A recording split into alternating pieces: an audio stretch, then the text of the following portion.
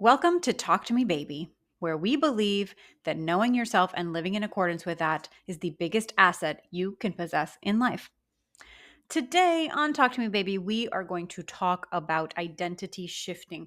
We're going to get into it a little bit more in future episodes, but I thought I would introduce it today. I don't know if you can see him on camera, but just a word to the wise, especially if you're watching us on YouTube. Our young Master Dawson is here with us today. That is one of my two cats. So you might see his little furry head pop up in view of the camera since he's sitting right in front of it. And you know what? We just are going to roll with the punches because I'm not going to put baby in a corner.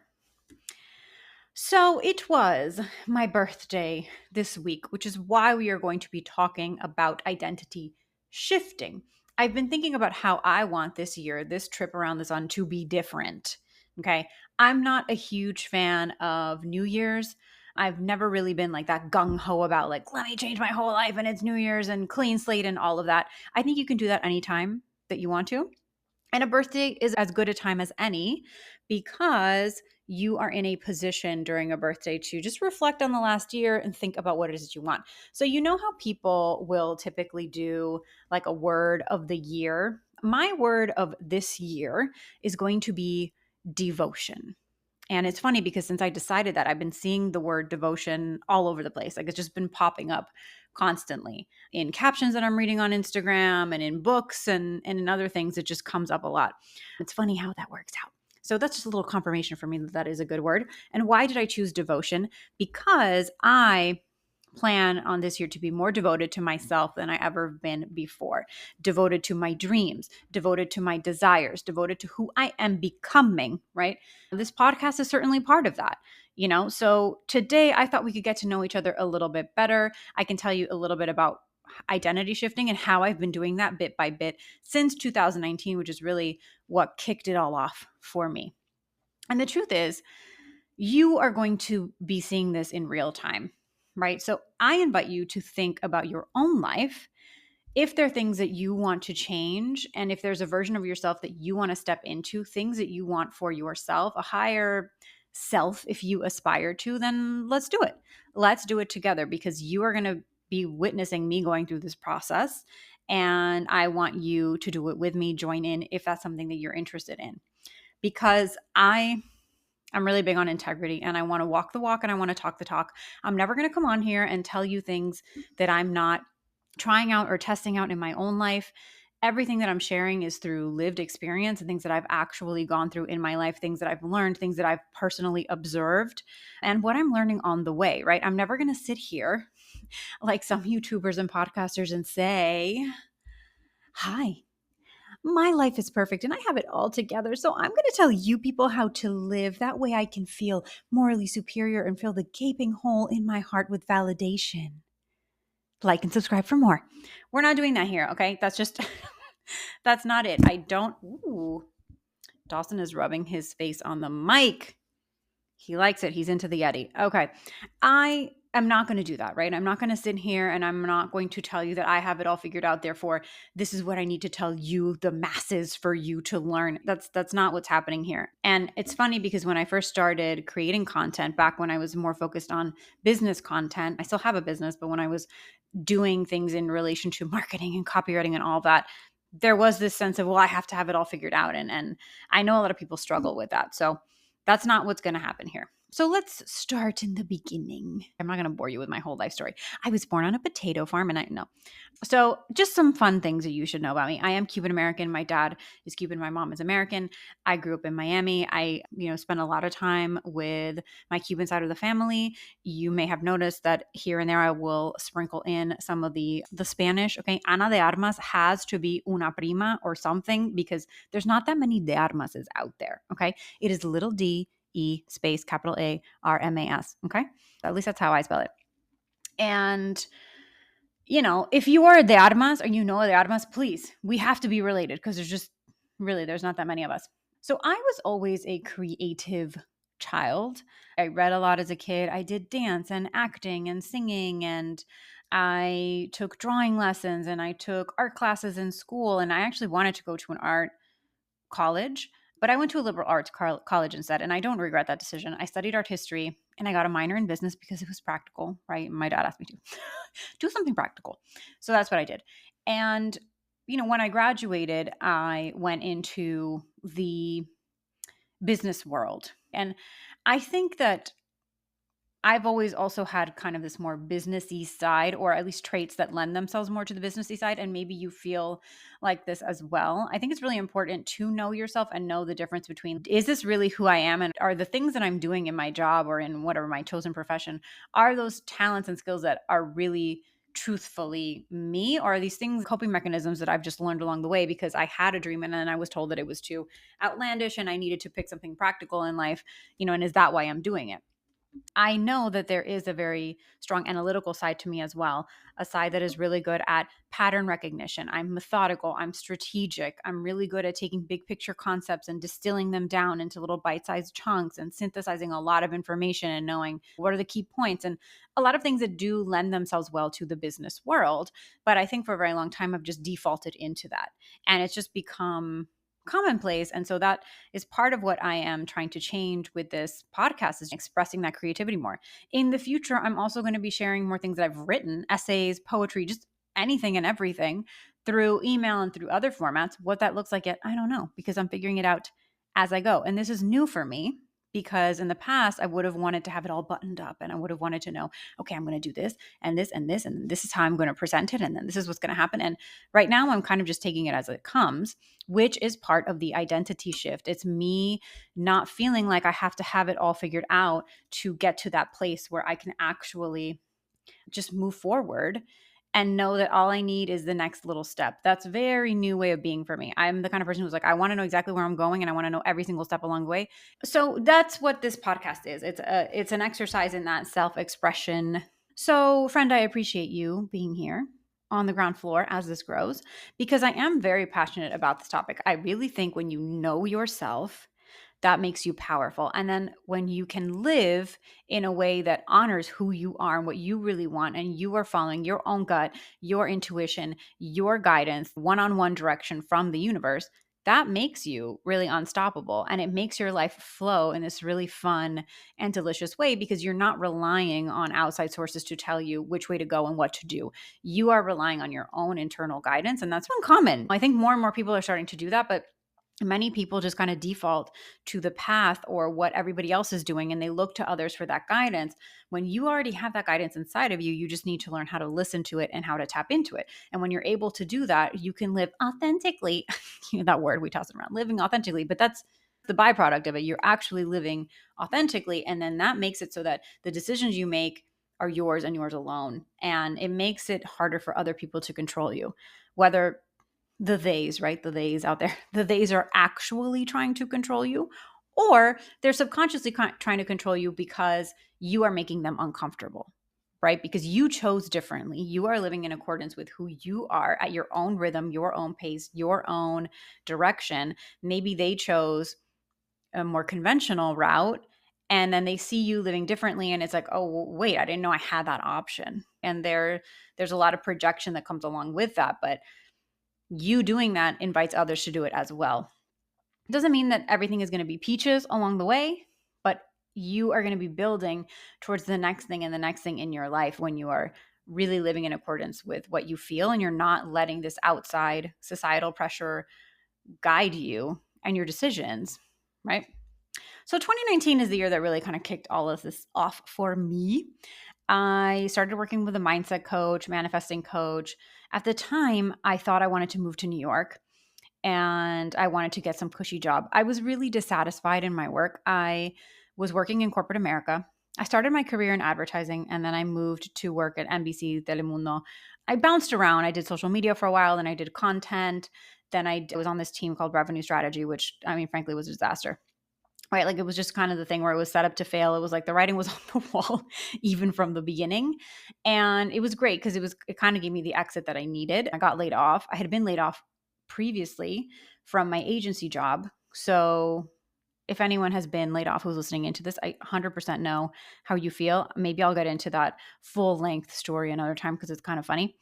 But prior to all of that, earlier in 2019, I started working with this mindset coach and I was like, I'm going to move to New York. I love New York, but looking back now, I can see how I was just trying to find something that would impress other people. That's why I wanted to move to New York, because I wanted to basically prove to everyone in that corporate environment, like, ha, like I can do better than this. I'm moving. You're not valuing me. Like, toma. That was really the motivation behind it. In the back of my mind, I thought, I'm going to move to New York and then I'll be a writer. I'll move to New York and then I'll become a writer. I'll get this cushy job at a really big name place and then I'll be a writer, right? And what ended up happening is that I got pretty close. I mean, I hustled. I contacted everybody I knew that was in New York. I was doing informational interviews. I was working towards this goal, and I would get really close and then it would fall through. And then I would get really close and it would fall through. And eventually I almost got this job at Google, right? I was probably still pretty early in the process, to be fair, but I was perfect for this job. I was a shoo-in for this job. I knew exactly what they needed. I knew exactly what they wanted.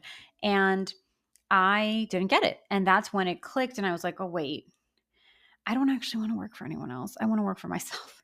And I don't actually want to move to New York. It was just this huge eureka moment, even through the sadness and the pain of not moving forward and feeling like yet again, we're going on the fourth, the fifth, the sixth time of getting close and then nothing and getting close and then nothing.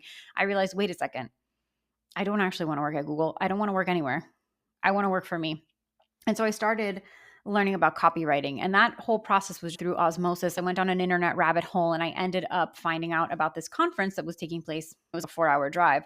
I asked for time off and I went to this conference of copywriters. And everybody there was a copywriter. And that was my first introduction into copywriting and into the online business world. The online business world has become a very different place since then. It has become overrun with courses and coaching and all of this stuff. Most of it, I'm just going to tell you, BS, right? I'm sorry to say. I am not trying to knock anyone who has courses and coaching that's actually doing really well, because I've personally invested in coaches and courses that I do think are 1000% worth it. But I do think that a lot of people jumped on this bandwagon during the pandemic, and we're kind of seeing, at least in the marketplace, people getting burnt out with this concept of coaching. But I decided I was going to start doing copywriting. Towards the end of 2019, I had 3 major things happen, all within a span of 30 days. So I was married before, and I was in Australia with my now ex-husband, when we were married then. And my dad ended up having emergency triple bypass heart surgery. Literally died and came back to life. It was like day 2 or 3 of the trip. There was no way to get back in time by the time he had to have surgery. So I was as far away as possible during this entire ordeal. He's fine now. He's great. But at the time it was extremely stressful. That whole situation was the catalyst for me realizing, okay, I need to get out of this marriage. And then when I got back, about 2 weeks later, I got laid off. So within the span of 30 days, my dad died and came back to life, had massive surgery. I decided I need to get divorced, and then I lost my job. I think any one of those things would be traumatic, but altogether, I mean, it was a lot, right? I'm somebody who can really handle change when it's coming at me. When the tidal waves of change are coming at me, I'm good, because I just kind of go into this mode where, for better or worse, I shut the emotion off and I'm like, I just need to deal with this, right? And it's not that I'm not taking care of myself. I am during that process, but it's like on a practical level, things just need to be done. And so even though it might feel like obviously a lot of change, it really does have to do with identity all happening at the same time. For me, it felt manageable because it was coming at me. When I have to initiate change, which is what I'm doing now in real time with you all, when I have to initiate change, that's when it's scarier, because it's something that I'm starting. When it's change that's thrust upon me, it's easier for me to deal with. And so after I got laid off, I doubled down on the copywriting thing. Still was going to get divorced. I had a lot of people tell me, why don't you just get another job? Why don't you work here? I had a lot of well-meaning family and friends sending me links to jobs and openings and being like, hey, there's an opening here. Why don't you interview? They wanted what was best for me, but I was like, no, I'm doing this. I'm going to do this. Even though, yeah, financially there was a lot at stake for me, and emotionally there was a lot at stake for me, but I wanted to continue. And so I went on this path of learning about copywriting, launched my copywriting business. I had all my portfolio ready. I participated in this course by These very, very smart copywriters have this whole kind of copywriting group and community, really understood not only the copywriting skills, but the basics of how do you even start a business and how do you price and all of that stuff, which was awesome. I had all of that information and knowledge. Went out there, started making contacts. Everyone was like, yeah, great, let's talk. And then the world shut down a week later. We went into lockdown for the pandemic and nothing happened for a while. It wasn't until July that I got my very first copywriting project. And then things started to pick up. And since then, I've been in this mode of being a copywriter, doing marketing consulting. I've relaunched and rewritten my website probably 4 or 5 times at this point, and just been trying to figure out, where do I fit into this world and how do I navigate this world? And one thing that I have learned about the online business world, which I think can be applied to life. So even if you have no idea what I'm talking about when I talk about the online business world, I think that this would apply to you. And that is that the online business world kind of forces you into a box. You have to niche and you have to play in this arena. And if you're going to be a service provider, then you have to know exactly what your services are. And I think in business in general and in life as well, it's kind of like you need to make a decision about what you're going to do and what it's going to look like. And then you work towards that. So you kind of have this end goal in mind, and then you plot out all of the different things that have to happen for you to get there. And then you go, right? And you do it. And that's great, but it's also limiting, right? If you are going to be selling anything to anybody else, if you are going to present yourself to the world in any capacity, you need to know what you're about and you need to know what you're selling and you need to know all these things. But I also think that it makes us live in a way that is at odds with the entire concept of this podcast, which is knowing yourself and who you are and allowing yourself to be directed by your own innate wisdom. Because you have it. You have innate wisdom. And I remember my mindset coach telling me a few times throughout this whole process, when I was like, I don't know what I'm doing and I don't know where to go and I don't know what I'm supposed to do and I feel confused. She would just say, which was super annoying because I was like, well, if I knew, then I would know and then I wouldn't feel this confusion. But I really did feel confused. And even now, I find that I repeat that a lot. Well, I don't know. And I have to stop myself and say, no, I do know. Maybe I don't know consciously right now. Maybe it's not crystal clear, but there is a part of me, the larger soul part of me, that knows and is feeding me information and is whispering to me. And I might not be able to hear it right now, but it's there. All I need to do is quiet my mind. All I need to do is let those things surface, let those things come to me, and I will be guided. And I have seen time and time again that it does pan out when you allow yourself to quiet the mind, when you start listening and you get an impulse, play it out, see what happens. Don't immediately kill it with your logic and with your brain listing all of the reasons why that's impossible or that could never happen. If it feels good to you in the moment, and we've talked about this in the very first episode of this podcast, if it feels good to you in the moment, or it feels at least neutral, like it seems interesting, right? You feel your body leaning into it, follow it. Just see what happens. Don't discard it because it seems impossible or it'll never happen or, oh, I could never do that or I can never be that talented or, well, what would I do with this and this and that? Okay. Our jobs as humans is not to know the how or the when or the where. We are only supposed to know what and why. What and why. The rest will be filled in. You have to trust this. And there are ways that you can learn how to start trusting your inner voice. Go back to episode 1 for some very practical guidance on that. But once you start and you go down this path, you will see how living in this way helps things happen that you could have never predicted or you could have imagined before. Right? I don't know what's going to happen with this podcast. My hope is that things will happen so then I can share them with you and I can say, look, I followed this and these things happened. There have been other things in my life, for example, the copywriting. I followed that. I ended up writing copy for Walmart. I wrote radio spots and I wrote words that ended up in some of the stores. I have worked with amazing business owners. I got this amazing gig consulting. Let me tell you this story really quick. And then we'll go back to online business. I ended up wanting this job where I was like, I just want to tell people I just want to give them the advice, but I don't necessarily want to do all the work. Like I want to advise on what they should be doing with their marketing. And then I got this opportunity out of the blue from a contact that I had that was like, "Oh, we would like you to consult with the Small Business Development Center." And I've been doing that for about a year now, where I consult with small businesses and I give them advice and I'm able to look at their marketing and I give them feedback, but I don't have to do any of the work and it's awesome. It's amazing. I don't have to actually do the writing for them or the marketing for them. I'm just advising them on what they do and they do it and they come back and then I look at it and then we keep going back and forth and it's awesome. And that type of opportunity, I didn't even know it existed. I didn't even know it was possible, but I was just following this intuitive nudge until I got that. So similarly, in the online business world, it forces you into this box and it forces you to live in a certain way because you need to know where you're going and you need to plan it out. And that's a very business focused way of life. And what I'm trying to do now and the way that I'm shifting my identity is to do the opposite. I'm a little bit of a rebel sometimes. I'm one of those people that's kind of bratty where you tell me what to do. I'm like, no.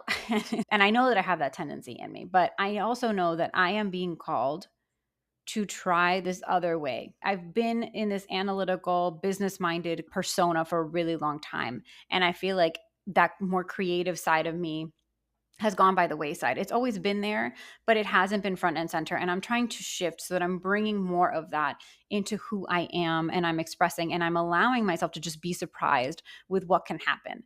I don't know what is going to happen. I just know the feeling that I'm after and what I'm trying to embody in my life. And that is somebody who flows with life, who's more relaxed, who trusts that life will steer her where she needs to go. And that if she needs to know something, that information will be provided by her own intuition.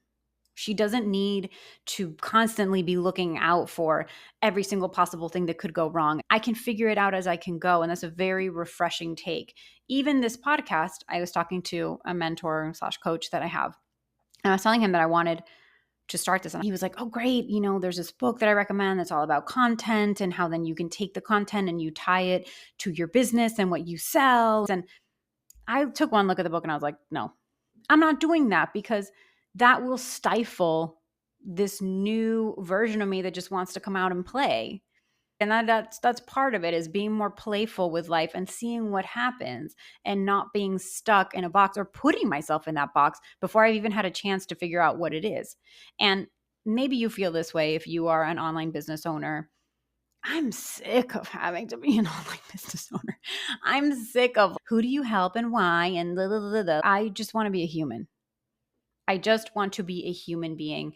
And that is what my hope is that you and I, we're in this together. Talk to me, baby. We can be humans. We can just be humans and we don't need to present ourselves in any form or fashion. We can just do what we want. So if you want to start a project and you want to do something and you feel like you're stuck in analysis paralysis or you're waiting for perfection and you have to have every little thing sorted out and the logo perfect and the colors and the this and the that, just go, just do it. Just start ugly, right? That's the phrase, start ugly. Just do something. Don't wait. Let yourself be guided and just trust that as you go, you will figure it out. And I'm sure that you will see as we go on this journey together, things will change and things will shift. And my goal is to be honest with you, to have integrity with you, to share what's working in my life in the hopes that it might help you in some capacity so that we can live differently. So devotion to this, devotion to what I've just expressed, that is what I'm aiming for this year, is to have devotion towards my dreams and this version of me that I'm becoming. I invite you to do the same. As always, if you are interested in anything on my body, if you're watching this on YouTube or if you're listening to this, there will be links in the description below for you to check out. This has been your episode of Talk to Me, Baby. I'm Emily the Armas. I'm a copywriter, a regular writer, a human, and I'm figuring it out as I go. And that's perfect for now. See you later.